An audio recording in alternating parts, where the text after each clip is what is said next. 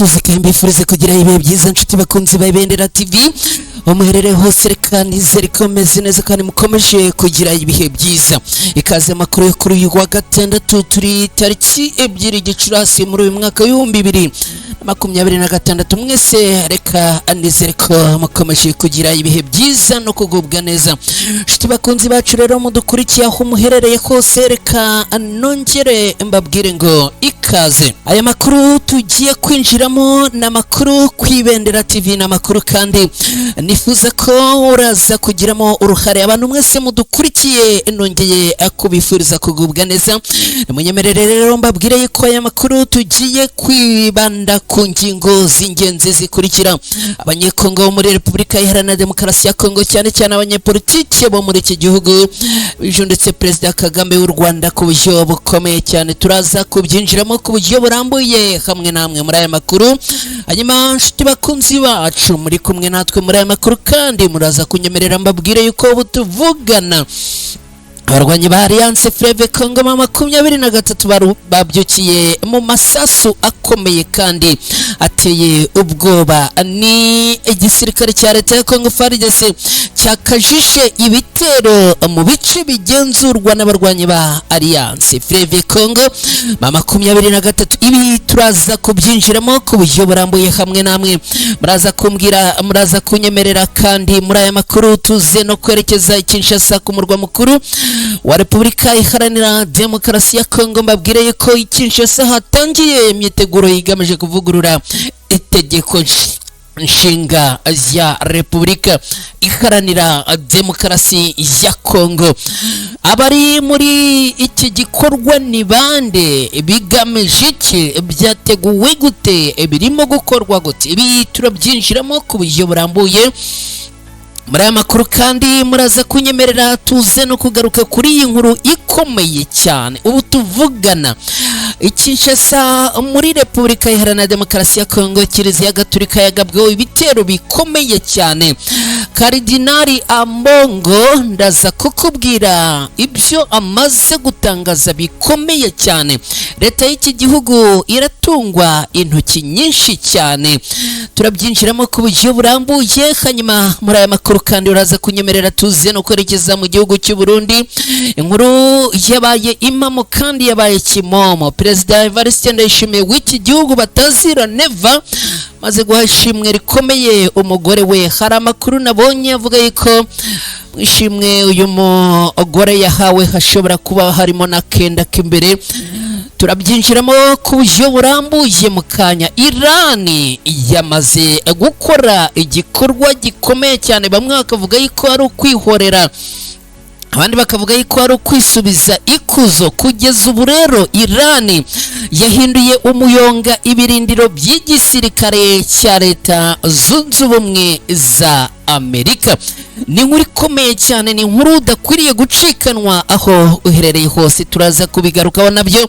Hanyuma muri aya makuru kandi uraza kunyemerera tuze no kugaruka kuri iyi nkuru itugezeho aka kanya ivuga yuko Leta Zunze Ubumwe za Amerika n'igihugu cy'Ubudage umwuka wamaze kuba mubi cyane. Ubu tuvugana Bwana Trump amaze gutanga itegeko rikomeye cyane. Uyu mugabo ukunda gukora cyane ibintu atagishijeho inama nk'uko byagiye bivugwa ku ntambara ya Iran ko Perezida Trump atigeze agisha inama inteko ishinga amategeko y'iki gihugu. Aho ibi amaze gutangaza byo ntago abanyamerika baraza kumwisubirana.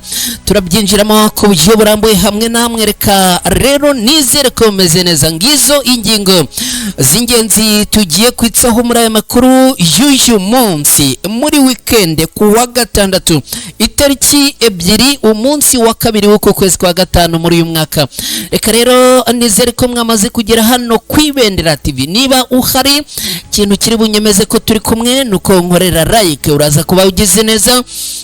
Niba ari bwo bwa mbere ugeze hano ku Ibendera TV ndongera kugusaba ngo nkorere like, uraza kuba ukoze cyane.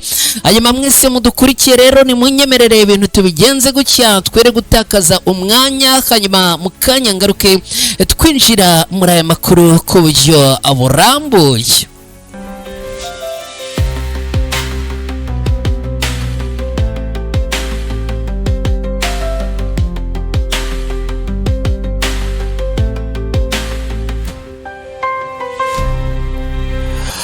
Yes, nanone nongeye kubaha ikaze inshuti bakunzi bacu mudukurikiye aho muherereye hose. Ni munyemerere nongere mbibutse ko ari kwibendera TV twinjiye makuru agezweho kuri aya masaha. Nge nitwa Mukada. Niba wamaze kugera hano ndakwibutsa ngo nkorere like uraza kuba ugeze neza. Niba ari bwo bwa mbere ugeze hano kwibendera TV cyangwa ukabusanzwe dukurikira ariko utarakoze subscribe, ndakwinginga ngusaba ngo nkorere subscribe uraza kuba ukoze cyane. Muri aya makuru ushobora kugiramo n'uruhare, kandi n'uruhare ushobora kugira rwo kuyasangiza inshuti n'abavandimwe bawe, bityo tugakomeza kugeza amakuru ku bantu benshi kandi batandukanye. Inshuti bakunzi ba Ibendera TV, rero ni munyemerere twanzitse n'aya makuru tuyahere kuri inkuru ikomeye cyane. Abanyekongo cyane cyane abanyapolitike muri Repubulika Iharanira Demokarasi ya Kongo bijunditse Perezida Kagame w'u Rwanda. Umunyapolitike muri Repubulika Iharanira Demokarasi ya Kongo yitwa Steve Mbikayi yatangaje amagambo akomeye cyane nyuma y'ibihano byafatiwe Joseph Kabila Kabange abifatiwe na Leta Zunze Ubumwe za Amerika. Avuga ko intambwe ya mbere yamaze guterwa, ariko yongeraho ko ngo intambwe ya kabiri igomba gukurikiraho ngo igomba kuba ugufatira ibihano Perezida Kagame w'u Rwanda. Uyu munyapolitike yavuze ibi ngibi abivugira ko ngo niba amahanga ashaka kugarura amahoro mu burasirazuba bwa Repubulika Iharanira Demokarasi ya Kongo, ngo ntabwo akwiye kugarukira kuri Kabila gusa, ahubwo ngo akwiye no gufatira ibihano abayobozi bakekwaho kugira uruhare mu gushyigikira imitwe yitwaje intwaro ikorera muri icyo gihugu cya Repubulika Iharanira Demokarasi ya Kongo. Uyu munyapolitike witwa Mbikayi yashimangiye ko ngo ikibazo cy'umutekano muke mu burasirazuba bwa Repubulika Iharanira Demokarasi ya Kongo gifite imizi mu ruhare rw'ibihugu by'amahanga, aho yavuze ngo igihugu kigarukwaho cyane cyane ngo ni igihugu cy'u Rwanda, aho avuga ko ngo u Rwanda rukomeje gushinjwa gufasha abarwanyi ba Alliance Fleuve Congo M23, nyamara ariko ibi birego u Rwanda rwakunze kubihakana akenshi. Uyu munyapolitiki wo muri Repubulika Iharanira Demokarasi ya Kongo rero akaba yagiye ahagaragara agatangaza amagambo akomeye cyane asaba yuko ngo Perezida w'u Rwanda yafatirwa ibihano. Aya magambo ya Mbikayi aje mu gihe Leta Zunze Ubumwe za Amerika zafatiye ibihano Kabila bamushinja kugira uruhare mu guteza umutekano muke no gushyigikira ibikorwa by'intambara mu burasirazuba bwa Repubulika Iharanira Demokarasi ya Kongo. Ku ruhande rwa Mbikayi avuga ko ngo gufatira ibihano Kabila gusa ngo bidahagije, kuko ngo hari abandi ngo bagira uruhare mu kibazo gikwiye gukurikiranwa. Agasaba ko ngo habaho ubutabera bungana ku mpande zose. Ibi bikaba byatangajwe n'aba banyapolitiki muri Repubulika Iharanira Demokarasi ya Kongo. Ibi bikaba byongeye guteza impaka zikomeye mu karere, aho bamwe bashyigikiye ibyo yavuze bavuga ko ngo ari ukuri kudakwiye kwirengagizwa, mu gihe abandi babifata nk'amagambo ashobora kongera umwuka mubi wa diplomasi hagati ya Kongo n'u Rwanda, aho bavuga yuko ngo nubwo batangaza ibingibi ariko ngo ntago batanga ibimenyetso byerekana cyangwa bigaragaza neza ko u Rwanda rwaba rufite akaboko kanini mu bibazo byo muri Repubulika Iharanira Demokarasi ya Kongo. Nkwibutse ko u Rwanda ku ruhande rwabo bakomeza guhakana ibingibi bivuye inyuma. Abasesenguzi mu bya politiki mpuzamahanga rero baravuga ko ngo amagambo nk'aya y'aba banyapolitiki muri iki gihugu ashobora kugira ingaruka ku mubano w'ibihugu byombi, cyane cyane mu gihe hari ibiganiro by'amahoro bikomeje gukorwa bigamije kugabanya ubushyamirane mu burasirazuba bwa Repubulika Iharanira Demokarasi ya Kongo. Hari impungenge ko gukomeza guterana amagambo ku rwego rwa politike bishobora gutuma ikibazo kirushaho gukomera, aho gukemuka cyane cyane mu baturage bakomeje guhura n'ingaruka z'intambara buri munsi muri iki gihugu cya Repubulika Iharanira Demokarasi ya Kongo. Nubwo Mbikayi agaragaza igitekerezo cye nk'igisubizo ku kibazo cy'umutekano muri iki gihugu, ariko haracyari ikibazo cy'ingenzi. Ese amahanga azemera gukurikiza iyi nzira yatanzwe n'uyu munyapolitike? Ese uyu munyapolitike afite ibimenyetso bigaragaza ko ibyo avuga afite aho abishingira? Ibi rero nibyo kwitega, ariko kandi ikigaragara cyo nuko ibibazo hagati y'igihugu cy'u Rwanda n'abanyepolitike bo muri Repubulika Iharanira Demokarasi ya Kongo bikomeje kugenda bihindura isura umunsi ku munsi, nyuma yuko abanyekongo bakomeje kwijundika igihugu cy'u Rwanda. Ni ibintu rero bikomeye. Nabonye abantu hirya no hino bakomeje kugenda babitangaho ibitekerezo bitandukanye. Hari bamwe bavuga yuko ibyo uyu munyapolitike yavuze bikwiriye guhabwa agaciro, ariko hari n'abandi ku rundi ruhande nabonye akomeje kugenda babitesha agaciro, cyane cyane yuko bavuga yuko ngo bigarukira ku rurimi n'umunwa gusa, ariko ku bijyanye n'ibimenyetso aho ntihagire ikigaragazwa. Nshuti bakunzi ba Ibendera TV, rero n'amagambo akomeye yavuzwe, ni amagambo kandi ashobora kugira ibintu ahindura ku mutekano cyangwa se ku bihugu byombi n'ubundi bisanzwe bitanafitanye umubano mwiza. Ibintu rero bikaba bishobora kuza kujya irudubi. Nshuti bakunzi ba Ibendera TV, ni munyemerere dukomeje n'aya makuru twerekeze kuri iyi ngingo ikomeye nayo. Kugeza ubu tuvugana, ibice byinshi bigenzurwa n'abarwanyi ba Alliance Fleuve Congo M23 byagabweho ibitero byinshi cyane. Kugeza ubu amakuru aravuga yuko abarwanyi ba Alliance Fleuve Congo M23 n'abaturage benshi baherereye mu bice bagenzura baramukiye mu masasu menshi. Ingabo za Repubulika Iharanira Demokarasi ya Kongo FARDC n'abazifasha ku rugamba bakajije ibitero ahantu hatuwe cyane mu bice bigenzurwa n'abarwanyi ba Alliance Fleuve Congo M23. Umuvugizi wa Alliance Fleuve Congo M23 yitwa Lawrence Kanyuka yavuze ko ari imirwano cyangwa se ari ibitero byatangiye mu ijoro ryo kuwejo kuwa gatanu tariki ya mbere Gicurasi rishyira kuri uyu wa gatandatu tariki 2 Gicurasi muri uyu mwaka w'2026. Akaba ngo ari ibitero byabaye hagati ya saa 4 na saa 9 n'igice z'ijoro. Ihuriro ry'ingabo zirwana ku ruhande rwa leta ya Kinshasa zagabye ibitero bikomeye ku gace gatuwe n'abaturage benshi ka Rugezi ko muri komine Minembwe muri Kivu y'Amajyepfo muri Repubulika Iharanira Demokarasi ya Kongo. Ni ibitero byagabwe hakoreshejwe drone z'ubwiyahuzi zizwi nka kamikaze.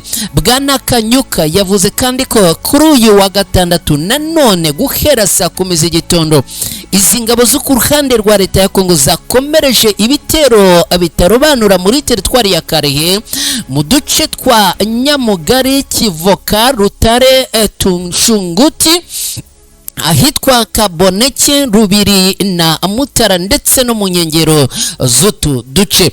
Ibi bitero nabyo byagabwe hakoreshejwe za drone ndetse n'imbunda ziremereye izo ku ruhande rwa leta ya Kongo. Ibi bitero byatumye abaturage benshi bahaburira ubuzima, kwangirika kw'ibikorwa remezo byabaye ndetse no kwimurwa, no kuvuga guhunga kw'abaturage benshi nabyo byabaye, nk'uko Bwana Lawrence Kanyuka uvugira Alliance Fleuve Congo M23 abitangaza. Mu guhangana n'ibi bikorwa by'ubwicanyi, umutwe wa Alliance Fleuve Congo M23 wongeye gushimangira ko wiyemeje kurinda no kurengera ubuzima bw'abaturage b'inzirakarengane muri Repubulika Iharanira Demokarasi ya Kongo. FARDC yakajije ibitero mu bice bya Alliance Fleuve Congo M23 ni nyuma yuko hashize iminsi impande zombi zivuye mu biganiro byabereye mu mujyi wa Montreal mu Busuwisi. Ni ibiganiro impande zombi zumvikanye gutanga agahenge, ndetse Alliance Fleuve Congo 23 ishyirwa mu rwego rushinzwe gukurikirana iyubahirizwa y'aka gahenge. None uyu munsi rero ibitero bikomeje kugabwa mu bice bitandukanye, ibitero kandi byakomeje kukameza. None ibi biganiro umusaruro wabyo uraza kuba uwuhe mu by'ukuri? Muze kutwandikira muduhe ibitekerezo byanyu, tuze no kugenda tubishingiraho. Nanabibutsa ko mu kanya ndibuze gufata umwanya nkerekeza mu bitekerezo byanyu. Birumvikana ushobora kuduha igitekerezo unyuze ku muyoboro wa Ibendera TV kuri WhatsApp, akamenyetso ko guteranya 250 karindwi 917 0008 nimero iba kuri WhatsApp. Duhawe ubutumwa ukatwandikira, ubundi tukabushingiraho cyangwa se tukabuha agaciro. Ushobora kandi no kuduha ibitekerezo unyuze hano ku muyoboro wacu wa Ibendera TV kuri YouTube. Ni hano ibitekerezo byanyu turaza kubyakira. Nshuti bakunzi bacu rero, ni munyemerere dukomeje n'aya makuru twerekeze mu yindi nkuru ikomeye cyane.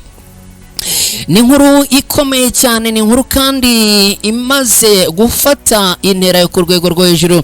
Abantu batari bakeya n'ubundi bongeye kugaruka kuri iyi nkuru ikomeye cyane.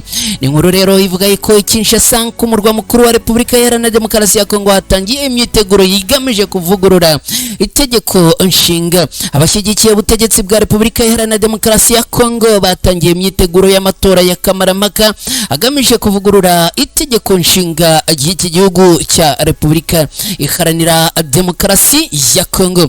Igitekerezo cyo kuvugurura itegeko nshinga cyaturutse ku ishyaka UDPS ya President Felix Tshisekedi uyobora iki gihugu cya Repubulika Iharanira Demokarasi ya Kongo. Ubu abayoboke b'iri shyaka bagaragaje ko bifuza ko uyu muyobozi yakwemererwa guhatanira manda ya gatatu kugira ngo abone umwanya uhagije wo gukemura ibibazo igihugu cya Repubulika Iharanira Demokarasi ya Kongo gifite. Depite Paul Gaspari Ngondankoyi wateguye uyu mushinga agaragaza ko itegeko nshinga rya Repubulika Iharanira Demokarasi ya Kongo rikwiye kuvugururwa kuko ngo yemejwe mu gihe cy'inzibacyuho, nyamara ngo ubu byarahindutse kuko igihugu kiyobowe na perezida watowe n'abaturage. Uyu munyapolitiki yasobanuye ko hari byinshi bidasobanutse mu itegeko nshinga risanzwe, ko bifuza ko byasobanuka cyane cyane ngo ibyerekeye ku matora, bityo ko ngo igihe kigeze ngo abaturage batore basaba ko rivugururwa mu rwego rwo kwirinda impaka. Kuwa 30 Mata muri uyu mwaka w'2026 inteko ishinga amategeko ya Repubulika Iharanira Demokarasi ya Kongo yakiriye uyu mushinga isaba komisiyo yayo ishinzwe politiki, imiyoborere n'amategeko kuwusesengura, kuwigaho byimbitse mbere yuko utorwa cyangwa se ugahakanwa. Kubatavuga rumwe n'ubutegetsi bwa Repubulika Iharanira Demokarasi ya Kongo nka Derise Songa Kimpungu uyobora ishyaka Envori, umushinga wa kamarampaka ngo ugamije kwica demokarasi mu nyungu za Perezida Tshisekedi n'ihuriro niyo sacre rimushyigikiye. Sesanga yagize ati byose bigaragaza ko hari gutegurwa ikurwaho itegeko nshinga hagamijwe guha Felix Tshisekedi manda ya gatatu. Si mbi ishyigikiye na gato. Demokarasi ntibaho hashingiwe ku mishyikirano, irarwanirirwa. Nsabye abaharanira demokarasi bose kunga ubumwe kugira ngo tubungabunge iyubahirizwa ry'itegeko nshinga kuko niwo mutungo wonyine dusigaranye. Umuvugizi w'ihuriro ramuka y'imitwe ya politiki itavuga rumwe n'ubutegetsi bwa Kinshasa, Prince Espenge ni Prince Epenge yatangaje ko itegeko nshinga cyane cyane ingingo yayo iteganya ko umukuru w'igihugu atagomba kurenza manda ebyiri ritagomba gukorwaho. Bwana Epenge yagaragaje ko kugerageza kuvugurura itegeko nshinga hifashishijwe inteko bizaba ari ugutatira igihango igihugu gifitanye naryo n'icyifuzo cy'abanyekongo bose muri rusange. Ubwo Perezida Tshisekedi yari muri manda yo guteza imbere ibikorwa remezo ubwo yari mu nama yo guteza imbere ibikorwa remezo yabereye Kinshasa tariki 8 Mata muri uyu mwaka yaciye amarenga ko mu mwaka wa 2032 hazaba kiyobora Repubulika Iharanira Demokarasi ya Kongo, mu gihe abatavuga rumwe n'ubutegetsi bwe bamwibutsa ko manda ya kabiri izarangira mu mwaka wa 2028. Ibi rero bikaba byongeye guteza impaka mu baturage batandukanye aha muri Repubulika Iharanira Demokarasi ya Kongo, aho bamwe bavuga ko ibi bishobora gutuma haba intambara, bityo ibi Tshisekedi akaba ngo ari we uzabibazwa mu gihe iki gihugu cyakongera kubamo intambara biturutse kuri uku gushaka guhindura itegeko nshinga.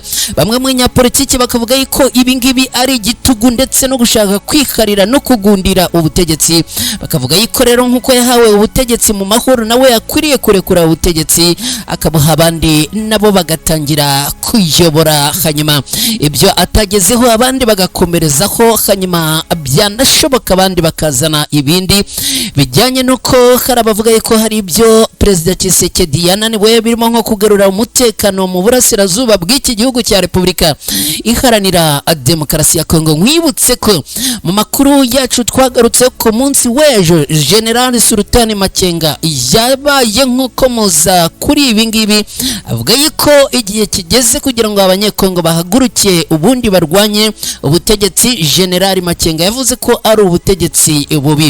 Nshuti bakunzi ba Ibendera TV, rero ibi bikaba bikomeje guteza umwuka mubi muri iki gihugu cya Repubulika Iharanira Demokarasi ya Kongo.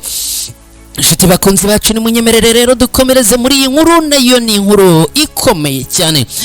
Kinshasa Kiliziya Gatolika yagabweho ibitero simusiga. Umujyi wa Kinshasa wongeye kuvugwamo igitero gikomeye kibasiye ahantu hasengerwa cyangwa se ahantu h'amasengesho aho Paruwasi ya Saint Théophile iherereye muri komine ya Kimbanseke muri Kinshasa. Yagabweho igitero cyateye ubwoba mu bayoboke n'abaturage bahaturiye. Amakuru aturuka aho ibi byabereye avuga ko abantu bitwaje intwaro binjiye muri iyi kiliziya bagatera ubwoba abakristo bari bahari. Ibintu byateje umutekano muke n'ihungabana rikomeye kuri abakristo ariko no ku bagatulika muri iki gihugu muri rusange. Nubwo amakuru arambuye ko byabaye atarajya hagaragara yose, ariko haravuga ko iki gitero cyateye impagarara zikomeye mu baturage, cyane cyane ko kibasiye ahantu hafatwa nk'ahatagatifu kandi hatekanye. Nyuma y'iki gitero, umushumba wa Kiliziya Gatolika muri Kinshasa Fridolin Ambongo Besungu yamaganye bikomeye ibi bikorwa, asaba inzego z'umutekano gufata ingamba zihuse kandi zikomeye zo kurinda abaturage n'ahantu h'amasengesho. Fridolin Ambongo yagaragaje ko ibitero nk'ibi bitari bikwiye gukomeza kuba mu gihugu, ashimangira ko bikwiye kwamaganwa n'impande zose no gufatirwa ibyemezo bikomeye. Kardinali Ambongo yanasabye abayobozi b'iki gihugu cya Repubulika Iharanira Demokarasi ya Kongo gushyira imbere umutekano w'abaturage, cyane cyane mu mujyi wa Kinshasa aho ibikorwa by'urugomo bikomeje kugaragara mu bihe bitandukanye kandi byavuba. Iki gitero cyongeye kuzamura impungenge z'umutekano mu murwa mukuru wa Kongo ariwo Kinshasa, aho abaturage bavuga ko hakenewe ingamba zihamye zo gukumira ibikorwa by'urugomo, cyane cyane ahahurira abantu benshi nk'insengero, amasoko n'ibindi bikorwa rusange. Abasesenguzi baravuga ko ibitero nk'ibi bishobora kuba bifitanye isano n'ubwiyongere bw'ibyaha n'amatsinda yitwaje intwaro mu mujyi, cyangwa se bikaba bifitanye inkomoko mu bibazo bya politiki n'umutekano w'igihugu cya Repubulika Iharanira Demokarasi ya Kongo kirimo muri ibi bihe. mu gihe iperereza rikomeje ngo hamenyekane abihishe inyuma y'iki gitero, abaturage barasabwa gukomeza kwitwararika no gutanga amakuru ku nzego z'umutekano igihe babonye ibintu abikemangwa.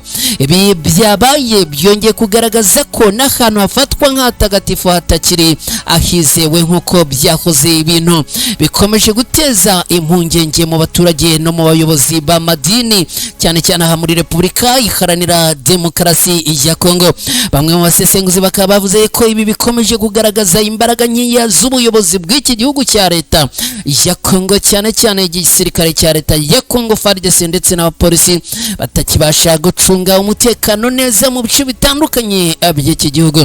Kuba Kiliziya Gatolika rero ahangaha yagabweho ibitero, ibi byongeye gutera ubwoba abantu batandukanye, cyane cyane abaturage bo muri iki gihugu cya Repubulika Iharanira Demokarasi ya Kongo, bakaba benshi cyane, yaba abo muri iki gihugu cya Repubulika Iharanira Demokarasi ya Kongo b'abanyagatolika, yaba n'abanyagatolika hirya no hino ku isi ndetse no muri Afurika, bakomeje kwamagana ibitero byongeye kugabwa muri Repubulika Iharanira Demokarasi ya Kongo. Ku rundi ruhande, abantu bakomeje kwibaza ngo ese iyi mitwe yitwaje intwaro niyo yaba yagabye iki gitero cyangwa se ni igisirikare cya leta ya Kongo FARDC, dore ko bikomeje kugenda bivuga yuko nabo bakomeje kugaba ibitero hirya no hino mu bice bitandukanye bagamije gusahura ibintu bitandukanye. Andi makuru akibaza ngo ese bagabye igitero kuri Kiliziya ahari hari abakristo hagambiriwe iki mu by'ukuri? Ibi rero nabyo bikaba byongeye guteza impagarara. Kugeza ubu ngubu ntiharamenyekana babaguye muri iki gitero cyagabwe ahangaha, gusa amakuru akavuga ko n'ubundi Kiliziya ya Saint Théophile yagabweho igitero gikomeye cyane. n'amakuru avuga ko ibi byabaye mu ijoro ryaraye ritambutse, no kuvuga ijoro ryo ku itariki ya mbere rishyira kuri itariki ya kabiri Gicurasi muri uyu mwaka w'ibihumbi 2026. Nshuti bakunzi ba Ibendera TV, ni munyemerere mbibutse ko turi makuru hano ku Ibendera TV. Nge nitwa Mukada, niba wamaze kugera hano ndagusaba ngo nkorere like, uraza kuba ugize neza. Ndacyagusaba kandi niba ari bwo bwa mbere ugeze hano ku Ibendera TV ngo nkorere subscribe, uraza kuba ukoze cyane. Ndanashimira cyane mwe mwakoze subscribe hano ku Ibendera TV. Ashimira kandi namwe mugiye kubikora, ndabashimira cyane. Reka munyemerere nshuti bakunzi ba Ibendera TV, dukomeje n'aya makuru twerekeze kuri ingingo nayo ikomeye cyane. Ubu twerekeje mu gihugu cy'u Burundi. Mu Burundi haravugwa iki? Ubu tuvugana rero, mu Burundi haturutse inkuru ikomeye kandi itunguranye. Perezida Evariste Ndayishimiye yashimiye umugore we ku rwego rukomeye cyane. Amakuru yakwirakwiye hirya no hino ku mbuga nkoranyambaga aravuga ko mu byo uyu mugore yashimiwemo hashobora kuba yanahawe impano irimo akenda k'imbere. Perezida Evariste Ndayishimiye w'u Burundi ku munsi w'ejo ku wa gatanu tariki ya mbere Gicurasi muri uyu mwaka yahaye ishimwe umugore we ni Angeline Ndayubaha, ni mu rwego ngo rwo kumushimira nk'umukozi w'indashyikirwa wahize abandi muri iki gihugu cy'u Burundi. Ndayishimiye yamushimiriye mu birori byo kwizihiza umunsi w'abakozi wabereye muri stade Intwari iherereye mu mujyi wa Bujumbura. Uyu mugabo asa n'ukomoza ku gihembo umugore we yahawe, ni igihembo aheruka guhabwa ni igihembo aheruka guhabwa n'umuryango w'abibumbye biciye mu muryango Bonne Action. Umugiraneza abereye umuyobozi yumvikanishije ko amahanga adashobora guha ishimwe umugore we hanyuma we ngo ari mwime. Aha yagize ati, amahanga yaraje azenguruka mu Burundi arareba asanga muri iki gikorwa cyo gushaka ubuzima bwiza bw'abanyagihugu asanga ni mama Mugiraneza Angelina n'umuryango we. Ibyo akora twirirwa tubivuga.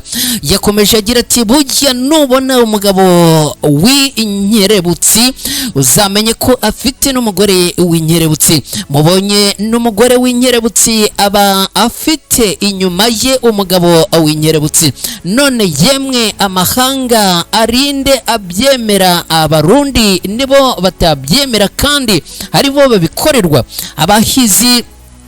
Ababizi n'ababyeyi abari bafite indwara karande, imiryango yari yarabuze urubyaro ngo iseke nk'abandi. Barabizi abana biga mu mashuri meza, hariho ikindi gikorwa ariko mukora abantu batazi. Uriya muryango urimo gufasha abagore muri za koperative ibaha uburyo bahanahana kugira ngo nabo batere imbere. Ndayishimiye yavuze ko atazi aho umugore we akura angana n'amafaranga miliyoni 15 z'amafaranga y'u Burundi yifashisha mu gukora ibyo bikorwa. Aho yavuze ko icyo azi ari uko ndayubaha ashyigikirwa nawe agashyigikira abandi. Agira ati ni byiza cyane iyo aba abizana mu muryango tuba duhiriwe, none ahita abiha Abarundi. Uyu mugabo yavuze ko ahaye umugore we imbangukira gutabara kugira ngo nawe azayifashishe mu gufasha abaturage b'u Burundi. Usibye ibi, uyu mugore yahawe n'ishimwe ya certificate. Amakuru akavuga ko yaba yahawe n'izindi mpano zitandukanye ngo harimo n'utwenda atwimbere. Nshuti bakunzi ba Ibendera TV, iyi nkuru nuko imeze, nta bintu byinshi ibyo kuyongeraho, ahubwo ni munyemerere mwe turi kumwe nongere mbibutse ko turi makuru hano ku Ibendera TV. Ndagusaba niba wamaze kugera hano nyemerere unkorere like, uraza kuba ugize neza. Niba ari bwo bwa mbere ugeze ku Ibendera TV unkorere subscribe, uraza kuba ukoze cyane. Ibitekerezo byanyu turabyakira, ushobora kubishyiraho hano ubundi tukabisangiza abandi. Reka rero nkubwire yuko ibintu Irani yakoreye Leta Zunze Ubumwe za Amerika n'imeruka yigendera no guca akajagari, abandi bavuze ko ari no guca agasuzuguro. Irani kugeza ubu yahinduye umuyonga ibirindiro by'igisirikare cya Leta Zunze Ubumwe za Amerika. Kuva intambara ya Irani na Leta Zunze Ubumwe za Amerika yatangira, Irani imaze kwangiza ibirindiro bya Amerika 16 biri mu bihugu 8, aho bimwe muri byo byahindutse umuyonga ku buryo bitakongera gukoreshwa. Ibi ni byavuye mu icukumbura ryakozwe na CNN rigaragaza ko ibyinshi muri ibyo birindiro byari byibanze Amerika yari ifite mu kigobe cy'Abarabu, kuvuga Arabian Peninsula. CNN igaragaza ko Irani yagiye itera ibi birindiro yototera kwangiza uburyo bw'itumanaho bwa Amerika, radari n'ahabikwa indege za gisirikare, kuko ngo ari ibikoresho bihenze kandi bigoye guhita usimbuza ako kanya. Mu bikoresho byangijwe na Irani harimo indege ya Boeing E3 ibarirwa nibura miliyoni 500 z'amadolari ya Leta Zunze Ubumwe za Amerika. Nyemerera ubyumve neza, ni Boeing E3, iyi ikaba ibarirwa mu mafaranga miliyoni 500 z'amadolari ya Amerika. Mu gihugu cyaho iwanyu wowe dukurikiye, mfatira calculatrice unkubire turebe miliyoni 500 z'idolari ya Amerika aho iwanyu arangana nangahe? Unyandikire mu bitekerezo umbwire. Umunyamakuru wakoze iri cukumbura yitwa Tamara Kibrawi yavuze ko mu biganiro bagiranye n'abantu barebaga ibi bikorwa byangirika, bemeje ko Irani yagabye ibitero bikomeye cyane kuri Leta Zunze Ubumwe za Amerika, ibintu bigaragara nkaho ari ugucika umugongo Irani yakoze kuri Amerika. Uyu munyamakuru agira ati batubwiye ko babonye ibitero bikomeye kurenza ibyo abahuye nabyo muri Irani na Afghanistan. Akomeza avuga ko hashingiwe ku makuru ya Minisiteri y'Intambara ya Amerika Pentagon, Amerika yakuye abasirikare bayo barenga 90% mu myanya barimo muri iyi ntambara ku mpamvu z'umutekano muke. Intambara ya Amerika ifatanyije na Israel kuri Iran yatangiye kwa 28 Gashyantare muri uyu mwaka, ubwo Amerika yagabaga ibitero bya mbere muri Iran byasize byinshi abayobozi bakuru bari mu nama i Tehran barimo Ayatollah Ali Khamenei wari umuyobozi w'ikirenga wa Iran. Imwe mu ngaruka zikomeye zatewe n'iyi ntambara n'ifungwa y'inzira ya Hormuz inyuzwamo 20% by'ibikomoka kuri peteroli byoherezwa ku isi yose yafunzwe na Iran. Ibi bikaba bikomeje guteza ibibazo bikomeye ku isi nzima, aho n'ubundi ibi byatumye akagunguru ka peteroli kazamuka ku rwego rwo hejuru. Ibi bibazo ndagira ngo nkutangarize ko byageze ni Bujumbura mu Burundi, bigera ni Kinshasa muri Repubulika Iharanira Demokarasi ya Kongo, ndetse bigera no muri Kenya i Nairobi. Ibi byateje rero ingaruka ku isi yose, niyo mpamvu bakomeje kwamagana iyi ntambara Amerika yagabye cyangwa se yashoje kuri Iran.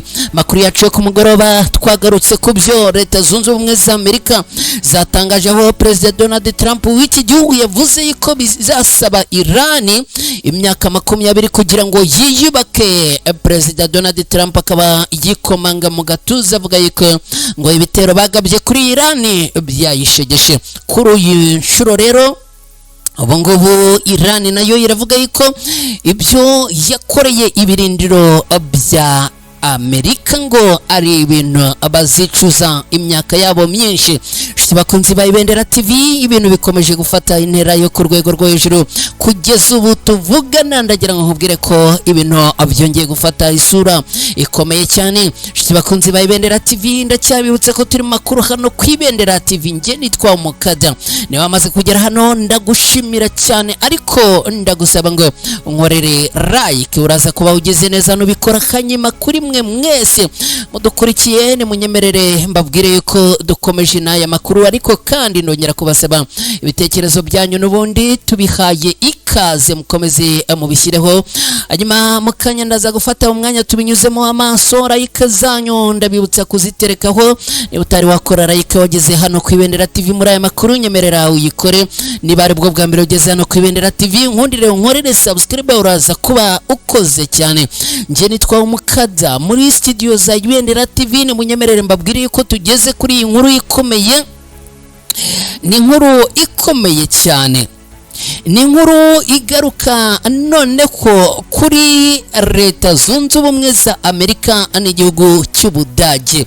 Muti rero ababo byagenze gute kandi bije gute kugeza ku Budage? Noneho Minisiteri y'Intambara ya Leta Zunze Ubumwe za Amerika yatangaje ko iki gihugu cya Amerika giteganya gutangira ibikorwa byo gukura ingabo zacyo zigera ku 5,000 mu gihugu cy'Ubudage bitewe n'umwuka mubi ukomeje gututumba hagati y'ibihugu byombi. Umwuka mubi w'ibi bihugu byombi bihuriye mu muryango NATO watutumbye biturutse ku ntambara itavugwaho rumwe Amerika na Israeli bashoje kuri Iran kuva tariki ya 28 Gashyantare muri uyu mwaka w'2026. Nabwiye ni intambara ikomeje kugira ingaruka zikomeye hirya no hino ku isi. None dore iyi ntambara itumye noneho n'Ubudage na Amerika ibyabo abihinduka umwijima. Tariki ya 27 Mata, Chancelier w'Ubudage yitwa Friedrich Merz yatangaje ko Iran iri kwandagaza Amerika mu biganiro by'amahoro bigamije guhagarika iyi ntambara, kandi ko atabona uburyo Abanyamerika bazashobora kuyisohokamo. Ku itariki 2 Gicurasi n'uyu munsi rero, umwe mu bayobozi bakuru muri Minisiteri y'Intambara ya Amerika utashatse ko amazina ye ashyirwa ahagaragara yabwiye ibiro ntaramakuru Reuters ko amagambo yavuzwe na Chancelier w'Ubudage adakwiye kandi ko ntacyo afashije. Uyu muyobozi yavuze ko kubw'iyo mpamvu President Donald Trump agiye gusubiza mu buryo bukwiye aya amagambo atagira icyo afashije. Amerika yatangaje ko izakura mu Budage ingabo 5,000 kandi ko bizakorwa mu gihe kiri hagati y'amezi 6 na 12 mu rwego rwo kugaragariza chancelier w'Ubudage ko yakoze amakosa akomeye cyane.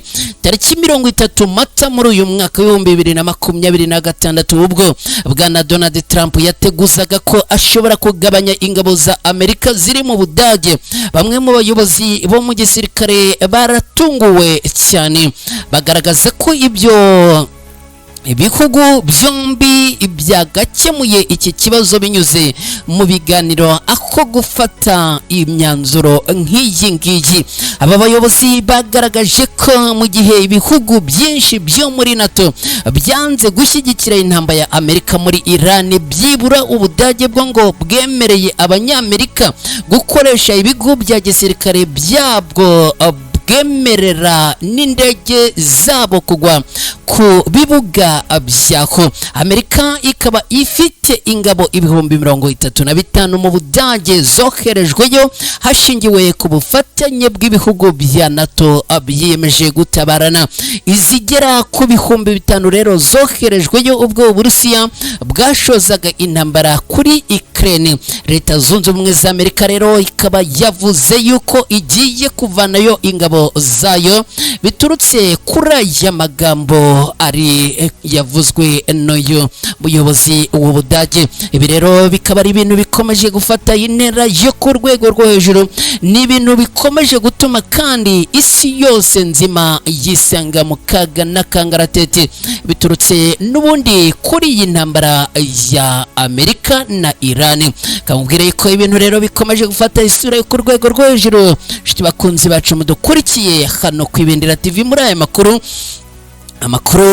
yo kuri uyu wa gatandatu tariki 2 Gicurasi muri uyu mwaka wa 2026. Shiti bakunzi bacu mudukurikiye rero ni munyemerere mbabwire yuko ari no kuri inkuru dusoreje ko aya makuru yo kuri uyu munsi kuri aya masaha. Abantu mwese rero mwabanye natwe hano ku Ibendera TV muri aya makuru, cyane cyane mwese mwakoze like, abakoze subscribe, ndabashimiye cyane. Nitwa Mukada, mwese mwirirwaho mugire weekend nziza, Imana ibane namwe, ikiza kibe mu ruhande rwanyu, ikibi cyamaganirwe kure. Ndabakunda cyane mwese, bye, ciao ciao.